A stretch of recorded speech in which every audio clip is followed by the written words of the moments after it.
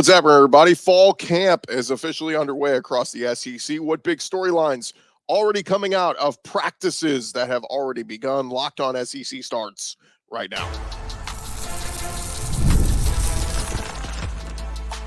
You are Locked On SEC, your daily podcast on the Southeastern Conference. Part of the Locked On Podcast Network, your team every day. And what's happening, everybody? Welcome into Locked On SEC. It's great to have you guys along on today's show. Half the SEC already having practices underway for fall camp. We'll give you some of the highlights from those and also a little bit of a primer for those who hit the practice field today and tomorrow. I'm Chris Gordy. Thanks for making Locked On SEC your first listen every day. Shout out to Everydayers. We're free and available wherever you get your podcasts and on YouTube, part of the Locked On Podcast Network, covering your team every day. And today's episode is brought to you by GameTime. Download the GameTime app, create an account, use our code LOCKEDONCollege, get $20 off your first purchase. Terms apply. All right, let's dive right into it because we are underway. Fall camp is upon us. We start off over at Alabama as Kalen DeBoer's bunch on the practice field, officially a month away from the Kalen DeBoer era beginning, and the Crimson Tide opened fall camp Wednesday morning. It was warm, temps in the high 80s. Practicing in shorts and helmets, and a little bit of a difference. We know Nick Saban liked to go a little bit later in the day. Sun kind of cooling down, but they were out there hot and heated. Media got to watch 20 minutes of their morning practice, and we'll start with the offensive line. It was good to see first official practice back with Kadyn Proctor, who was likely going to be the left tackle, but they had Elijah Pritchett still there at left tackle. That's where he played much of the spring. Running back order, it was Justice Haynes, followed by Jam Miller, then Richard Young and Daniel Hill. On the defensive line, you had Jaheim Otis and Tim Smith, with Quandarius Robinson and Keanu Coate as the outside linebackers. Malachi Moore and Keon Sabb leading the DBs through their drills. And a couple notes from some of the media. DC Kane Wommack was very intense, pushing his guys, yelling, "This ain't a walkthrough." By the way, he was wearing a sweatshirt in the upper 80s there in Tuscaloosa. So Alabama camp officially underway, and we will see what the Tide look like as a new era begins under Kalen DeBoer, post Nick Saban. All right, how about over at Texas? Steve Sarkisian and company. He was out on the practice field Wednesday in a black Longhorns t-shirt, first summer practice for the Longhorns. And he talked to the media afterwards. He said, we're going to go hard for the first 2.5 weeks. He said, I think that's the mindset. We believe in the toughness of our program. We have to push these guys to places where they think they couldn't go and excel in those places. We did kick off practice just before 3 p.m., so still pretty hot out there in Austin. And Sark cited a few of the things that he likes about this team: a veteran offensive line, talented group of running backs, 3-year starting quarterback in Quinn Ewers. He also said, I feel like we're even faster on defense, especially from an edge perspective. And then the second level with our linebackers and our star position, and then even into the back end, we have real speed there. But since he did not arrive at Texas in time for spring drills, it was the first chance to see wide receiver Silas Bolden, the transfer from Oregon State, wearing a different shade of orange on Wednesday, coming over from the Beavers to the Longhorns, and looks like he's going to fit in with those Texas wide receivers. During the portion of practice that was open to the media, Silas Bolden ran behind Isaiah Bond, the former Alabama wide receiver, at one of the outside receiver spots. Caught passes from both Quinn Ewers and Arch Manning during a drill without defenders. Later during 101s, beat cornerback Gavin Holmes and safety Michael Taft for contested catches.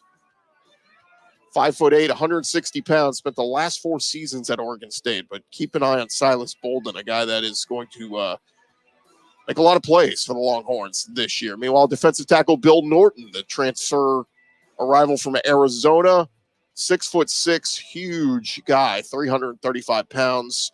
It was noted he moved well throughout his drills. Going to be big for their defensive tackle position there at Texas. But over at Tennessee, they got their practices. First camp practice held indoors yesterday due to heavy storms that saturated the outdoor fields. But Much of the 15-period workout featured a walkthrough, one-on-ones, and individual drills.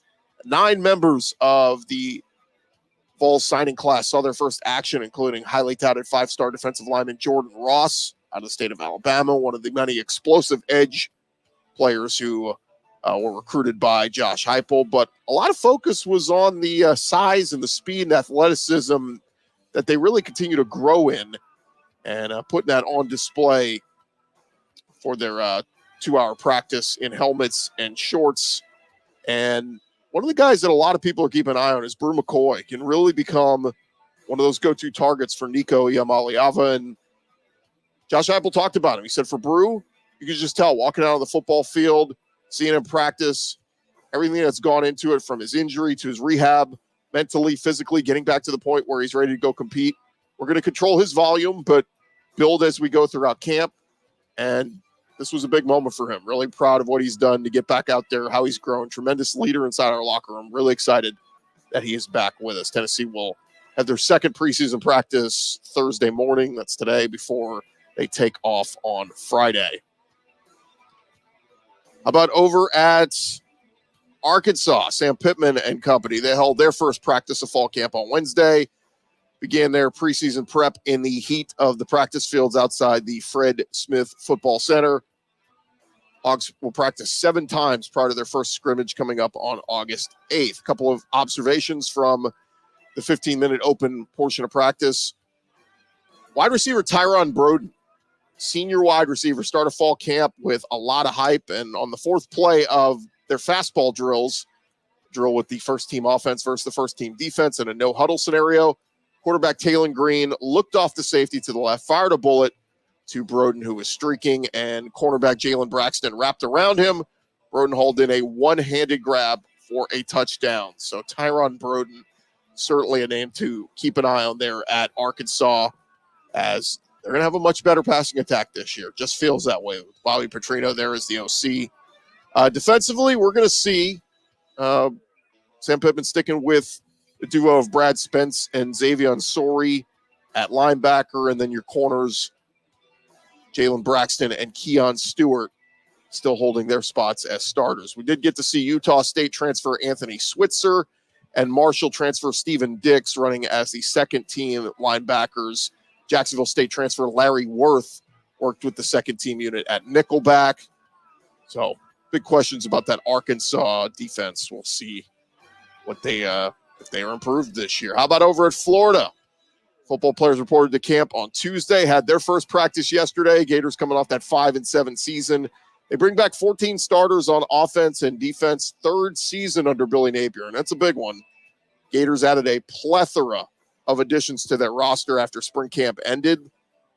Some names specifically: Arizona State wide receiver Elijah Badger, former USC freshman O-lineman Jason Zandamela, and former Colorado corner Kermani McClain. All 3 of those guys, including the Gators' summer high school enrollees, were all full participants on Wednesday. Meanwhile, among the group of freshman signees, headlined by the tight end Amir Jackson, linebacker Aaron Childs, they made their practice debuts. Both Jackson and Childs worked on pass catching, with Jackson working on short routes with the quarterbacks and Childs working on back pedals and interceptions with new position coach Ron Roberts. Now, the big one to keep an eye on, Florida's linebacker core. They were finally healthy for the first time since the end of last season. Veterans Derek Wingo and Shemar James were full participants. Remember, they were non-contact participants in spring ball. And freshman Miles Graham, he was a full participant after a back surgery knocked him out of the spring.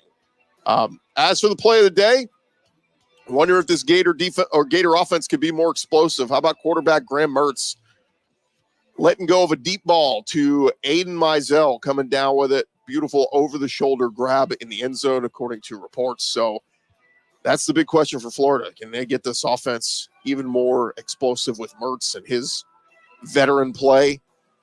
See what that Montreal Johnson and that running backfield looks like. But look, Florida, we've been talking about all offseason. Some people are questioning, will they be better than maybe we're giving them credit for? All the talk about how tough the schedule is and all this. Phil Steele was on with us earlier this week. He said he's got the Gators winning 7 or 8 games this year. So certainly going to be interested to see what the Gators can do. All right, when we return here on Locked On SEC, we'll talk about the teams that are, we'll continue on with more teams that hit the practice field yesterday and this week, and then we'll get to teams that will hit the field today and on Friday. More Locked On SEC coming your way in just a second. Thank you guys for making us your first listen every day. First, I want to remind you guys, this episode presented to you by our friends over at the GameTime app. They are an authorized ticket marketplace of Major League Baseball, which makes getting tickets faster and easier. Prices on the GameTime app actually go down the closer you get to first pitch. I can testify to that. Bought some tickets the other night to Pirates versus Astros. Wanted to see Paul Skeens, former LSU pitcher, going up against the Houston Astros. And I got tickets on the GameTime app, and it was great. Super easy. I love the all-in feature. You press that. No surprise fees, nothing. The total that it gives you, that's the total. It says, all right, you want to charge us to your card now? Bing, bang, boom, you are in. And look, they got some great exclusive deals on that app. They've got last-minute deals. You can save up to 60% on last-minute events. They got flash deals where you save even more with exclusive in-app deals on select seats. They got zone deals. You save even more when you just choose a section, and GameTime will pick the seats in that section for you. And, of course, the seat views. You can get a panoramic view from your seat in the app before you buy to see what the view looks like. Go take the guesswork out of buying MLB tickets with GameTime. Download GameTime today. Create an account. Use our code LOCKEDONCollege. Get $20 off your first purchase. Terms apply. Again, create an account. Redeem our code LOCKEDONCollege for $20 off. Download GameTime today. It's last-minute tickets. Lowest price guaranteed.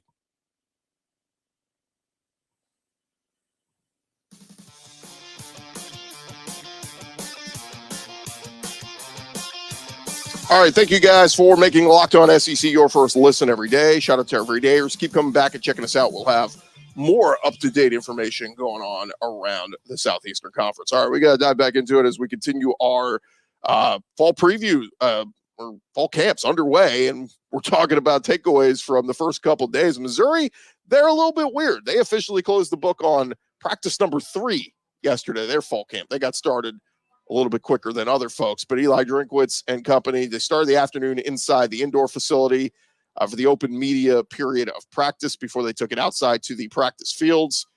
New defense coordinator Corey Batoon been emphasizing the mindset heading into this camp and how he plans to leave his mark on this defense, which he's calling death row defense. He said, fundamentally, how are we getting better? How's our tackling techniques getting better? How's our pass rush technique getting better? Day in and day out, how are we getting better as players? That's what we are tracking. Now, Missouri's preseason camp started off in an interesting way, an inverse of how a lot of people do it. They started their practices with red zone.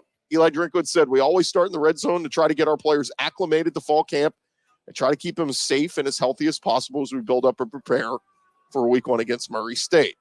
He said the biggest area of growth for us has got to be 3rd and goal calls. That was where we struggled most in the red zone last year, was 3rd and goal. Now, according to SEC StatCast, the Missouri ran 16 plays in 3rd and goal situations last year, only scored 5 touchdowns. So they have some improvement there. And one other note on Missouri, safety Philip Roche was arrested Monday evening, according to St. Louis Post-Dispatch. Reports say that Roche was arrested on 3 warrants for failing to appear in court. All 3 warrants reportedly relate to driving offenses and missed court appearances. I know, cue the joke here. Shouldn't he transfer to Georgia? But All right, moving on. Over at Kentucky, University of Kentucky Wildcats making their return to the practice fields this week, and not open to the media yesterday, but they did put out some videos and pictures. They will begin a pair of helmets-only practices before they put on the shoulder pads on Friday, and they will speak to the team Friday morning as they have their media day. But of the highlights, we saw Brock Vandagriff launching some long balls down the field to Barion Brown. So a lot of folks excited to see what the Georgia transfer quarterback will look like as the full-time starter at Kentucky now. But they opened practice at the Joe Kraft football training facility. And a few other highlights on defense. Max Hairston got in on a pass. JQ Hardaway picked off a pass. And earlier this week at the Lexington kickoff luncheon, the new OC Bush Hamden said he's prepared to run the football 30 times a game. And according to some of the notes, look, it may sound like a lot, but that's less than half of the NCAA average of 65 per game. Mark Stoops wants to run the football. We know this. They did it last year with Ray Davis a ton. And Bush Hampton saying, you look at the offenses everybody's wowed by with the speed and getting down the field. So look at teams like Tennessee and Ole Miss. They run the heck out of the football. So it's got to start there. You've got to run the football effectively. Now, one other note on Kentucky, they did lose a player as they begin training camp. Offensive lineman Paul Rodriguez, who was entering his 4th season in the program, saw action in the 22 and 23 seasons. He is going to medically retire. According to his announcement, it was related to a back and spinal injury. So we wish Paul Rodriguez the best of luck as he hangs up his football cleats. All right, over at Ole Miss, they open their preseason practice on Wednesday. And a big name that everybody's keeping an eye on, Deion Smith, one of the Rebels offseason exciting additions, asked whether he anticipated Smith joining the Rebels this season. Lane Kiffin was non-committal. He said, maybe. The 24/7 Sports Composite ranked Smith as the top JUCO prospect in the country. He did not appear on the Ole Miss preseason roster. Now, our buddy Brad Logan, Rebs 24/7, he posted yesterday evening, breaking news, transfer wide receiver Deion Smith is fully eligible and will arrive in Oxford either tonight or tomorrow. So that is good news there. He caught 11 passes for 186 yards and 2 touchdowns at LSU as a true freshman in 2021. Then went on to Holmes Community College. In 8 games there, he racked up over 1,000 receiving yards and 12 touchdowns. Now, some other positive news for the Rebels at wide receiver, Juice Wells, the all-SEC wideout transfer from South Carolina. He appeared to be a full participant in drills after an injury held him out in the spring. Played in just 3 games for the Gamecocks last year, battling injury. Lane Kiffin said, I think Juice rehabbed really well. Seems to be highly competitive, really wants to get better. So we're very pleased with Juice. Jackson Dart also impressed with him. He said to the media, yeah, he looks pretty good, doesn't he? So, look, they got weapons. We know that at Ole Miss. For the first time since we've been here, Lane Kiffin said, we look like a real team. Doesn't mean we're going to be any good. Just means we actually have length and size like good teams do. So they look the part. And look, you're going to get that when you bring in guys like Walter Nolan and other pieces through the transfer portal. You're going to look pretty darn good. One other note on Ole Miss, going to be interested to see what they look like at running back with Quinshon Judkins gone in the portal. Ole Miss running backs coach Kevin Smith talking with the media and talked about their options, said, Ulysses Bentley, he comes back as one of the SEC's highest graded returning running backs. They also bring in Rashad Amos from Miami of Ohio. Henry Parrish, who was with Ole Miss, who transferred to Miami, he's back. And LSU's Logan Diggs, who is battling back from an injury. So we'll see who will tote the rock there for the Rebs. Meanwhile, over at Texas A&M, Mike Elko's crew, they had their first day on the practice field. The D lineman catching a lot of people's eyes. Junior defensive end Shemar Stewart. Got a big sterling silver grill, but a couple of people, Olin Buchanan at Texags, pointing out that the Tommy Moffitt method, the longtime strength and conditioning coach over at LSU, bringing him over, is making a difference. Guys look the part. Mike Elko saying earlier this week, we wanted to put on strength. We wanted to put on mass.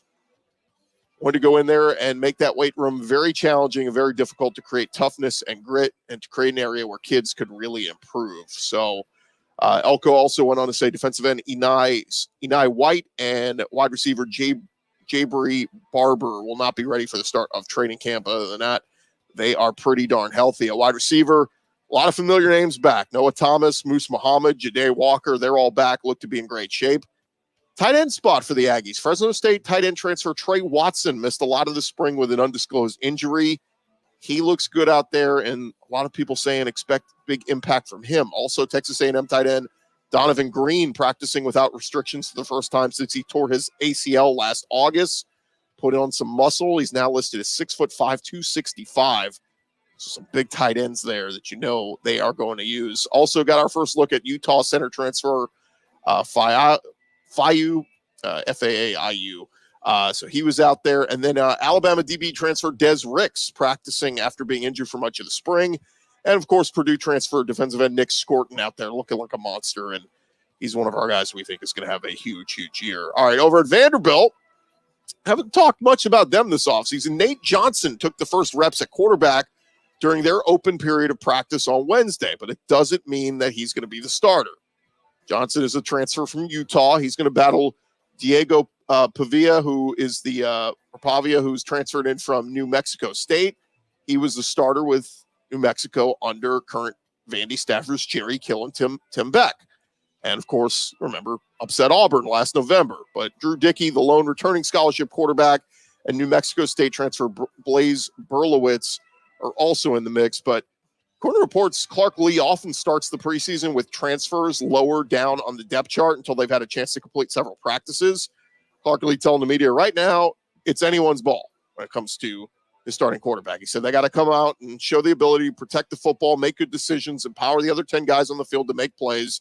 We want to give them time and space to do that. I think the challenge for us is going to be as we go. We can't get 4 guys ready to play, so we're going to have to be strategic in how we distribute the quarterback reps and take a competition of 4 down to a competition of 2 as we get ready for playing Virginia Tech. But Pavia's reputation is that he is a fiery competitor. Quincy Skinner saying he's a leader. He comes out there and leads, so it is fun. So funny, we normally talk all about quarterback battles across the SEC. There's really not a ton this offseason. A lot of the starters, I mean, look, what was it? 11 of the 16 teams brought a quarterback to SEC Media Days.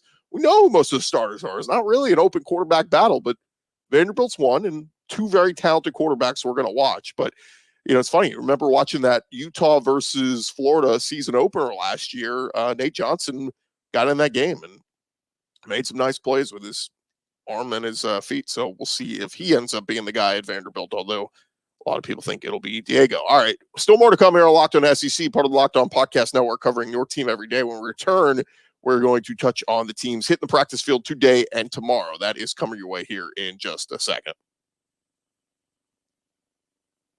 Well, first, we'll remind you, today's episode brought to you by eBay Motors. Passion, drive, and patience. The formula for winning championships is also what's going to keep your car, your ride or die alive. eBay Motors is everything you need to maintain your vehicle and level it up to peak performance. Roof racks, exhaust kits, superchargers, LED headlights, windshield wipers, whatever it is, whether you're into speed, power, or style, eBay Motors has got you covered. With over 122 million parts for your ride or die, you're always going to find exactly what you're looking for. And with that eBay Guaranteed Fit, your part is guaranteed to fit your ride every time or your money back. With eBay Motors, you're burning rubber, not cash. With all the parts you need at the prices you want, it is easy to turn your car into an MVP and bring home huge wins. Keep your ride or die alive at ebaymotors.com. Eligible items only. Exclusions apply. eBay Guaranteed Fit only available to U.S. customers. That's ebaymotors.com.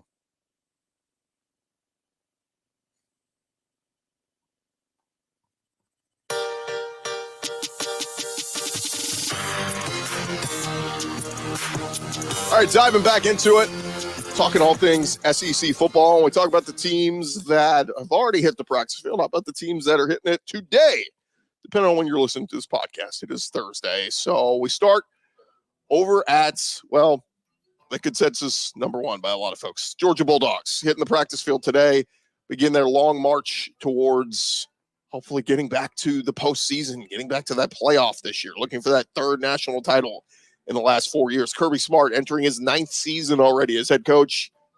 And he says, look, the way we go about practicing is critical. I believe in having a physical, tough camp. I don't think you back off of that. If you do, it may not matter when you get to the games. But Kirby Smart telling Atlanta TV reporters he expects a little less aggressive camp this year because of the stout schedule and the longer season. But one of the big positions to watch is that secondary. No spot on Georgia's team has undergone more change from last year than that secondary. And that includes new DBs coach Dante Williams and, of course, new defense coordinator Travaris Robinson. T-Rob coming over from Alabama. Bulldogs will replace Kamari Lassiter, Javon Bullard, Tyke Smith. Do bring back safety Malachi Starks and cornerback Dalen Everett as returning starters. But who will be that other safety? Corey Thomas in the mix. Dan Jackson in the mix. Of course, the stud freshman KJ Bolden in the mix. Kirby has said KJ Bolden is probably ahead of where Malachi Starks was in his first year on campus. And you think back to that, I mean, Malachi Starks was pretty much an instant impact player from the get-go. So we'll watch that. Also going to keep an eye on wide receiver. Rara Thomas expected to be a big-time contributor at wide receiver. He just bonded out of Clark County Jail on Tuesday after his second domestic violence arrest since joining the team last year. He's suspended indefinitely, so his future with the program very much in doubt. But the big Miami transfer, Colby Young, he's a guy that can certainly step in and play a big role. In fact, we saw him in the spring game, big body target there in the red zone. So expect Colby Young, Dominic Lovett. They got dudes. So Georgia, going to be fun to see what they look like out on the practice field. Over at Auburn, their football camp officially gets underway, and preseason practices beginning today. And Tigers are hoping they can beat the heat throughout those hot summer months in Alabama as we get ready for the fall. But SEC Media Days a couple weeks ago, Hugh Freeze said he's probably going to put Auburn's two most experienced running backs in Jarquez Hunter and Damari Alston in yellow non-contact jerseys throughout fall camp. Basically, they know what they have in those two guys. There's no reason to beat them up and risk injury, but a lot of people think that could pave the way for some workload for Jeremiah Cobb. He's a promising freshman last season. Said in the spring he thinks he can progress significantly from last year to this year. He admitted he wasn't fully comfortable with the system after he was a summer enrollee. And the thought process is that Hugh Freeze is going to be more hands-on with an offense that needs some oomph, needs some kick. And they're going to run the football a lot. So Jeremiah Cobb, going to be interested to see what he does throughout these couple weeks of fall camp as they play a little bit safe with the other more experienced running backs. Over at LSU, they'll start up their fall camp today. Defensive tackle going to be a position to watch. Fifth-year senior Jacobian Guillory going to play a big role. But what will that two deep look like on that depth chart on the interior of the D-line? Big question marks. This will be the first practices for Wisconsin transfer Gio Paez, Grand Valley State transfer JVR Suggs, and then their big-time five-star freshman Dominic McKinley coming in. Corner also going to be a spot to watch for LSU. In the spring, Ashton Stamps and freshman PJ Woodland were looking like the projected starters. Zy Alexander, who started 8 games last year, he's expected to be back at practice after suffering a torn ACL last October. Javian Toviano was suspended a couple weeks ago after an arrest, so his future is up in the air. And Ohio State transfer J.K. Johnson and Jair Brown are other options. We'll see what they look like. But one other guy to keep an eye on for LSU, he was a freshman last fall. It's running back Caleb Jackson. He was listed at 6 foot 200 pounds as a freshman last fall, but reports are he's put on close to 35 pounds of muscle heading into year 2.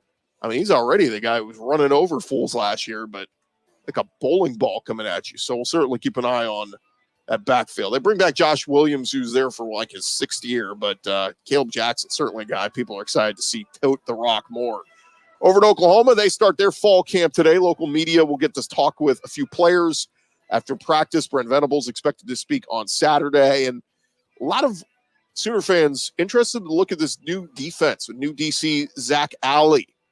Fall camp, of course, where they're going to implement their new attacks, build that cohesion, chemistry on the defense. But they got some studs leading. I mean, Danny Stutzman is a cornerstone of that defense, brings high expectations, of course, on the secondary. Safety Billy Bowman, great at breaking on the ball, making interceptions and all that. So they got some studs on the defense, but a lot of folks interested to see what it will look like under Zach Alley. Over at Mississippi State, expectations kind of timid under first-year head coach Jeff Lebby. Everybody understands it's going to be a tough start for his tenure there, brutal schedule and a lot of roster turnover. But running back is certainly going to be a spot. They're going to want to run the football, and it sounds like they're going to go running back by committee. Running backs coach Anthony Tucker speaking this week had said that's the goal and that's the plan. Talking with the media, he said, you got a bunch of guys that can contribute. As much as we want to snap the football, as important that position is, you don't want to have a one-man show. As long as you want to play and how this season and conferences, you want to have a lot of depth there, and you want to have a lot of productivity. Now, Mississippi State was able to fill out their running back room, adding JUCO transfer Johnny Daniels, Davon Booth from Utah State, and then those two guys add to the holdovers in Kevon Lee and Jeffrey Pittman. Now, Pittman and Lee took most of the first team running back reps throughout the spring camp and spring game. And Daniels was rated as the number one JUCO running back out of the portal, missed the majority of the spring due to an injury. So a lot of backs there to hand the ball to. See what that Mississippi State run game looks like. Over at South Carolina, their players will practice this Friday. Shane Beamer will begin his fourth year as coach of the Gamecocks, coming off a 5-7 season last year, and a lot of eyes on redshirt freshman quarterback Lenore Sellers as the new quarterback. Shane Beamer didn't talk much about their wide receivers during media days. That is certainly going to be one that someone's got to emerge. They lose Xavier Legette, who was drafted in the first round by the Carolina Panthers. They lose Juice Wells, who transfers to Ole Miss. That's a ton of yardage gone. So now you got Jared Brown, Amari Huggins-Bruce, Gage Larvadane, Campbell, and Jacobs. Those are the other transfer receivers. We're in a position battle with the freshman Mazio Bennett and sophomore Tyshawn Russell. Now, the spring game, Russell and Bennett combined for 42 yards. But who's going to be that guy? They need some of these dudes to step up and emerge as go-to targets at wide receiver. Another question is, what role is Robbie Ashford going to have? Is he still competing for that starting quarterback spot? A lot of questions to be ironed out there. Again, everybody expects it's going to be the Lenore Sellers show, but are there packages for Robbie Ashford? Going to be certainly interesting to watch that. And there you have it. That is the latest from fall camp on what's already happened, what's about to transpire. So we got you guys all caught up. Thank you guys for making Locked On SEC your first listen every day. Shout out to everydayers. Keep coming back and checking us out. And hey, for your second listen, so we ended with the Gamecocks. Check out our buddy Chris Marler hosting Locked On Gamecocks, talking all things South Carolina for you 5 days a week. I'm Chris Gordy. Thanks for making Locked On SEC your first listen every day.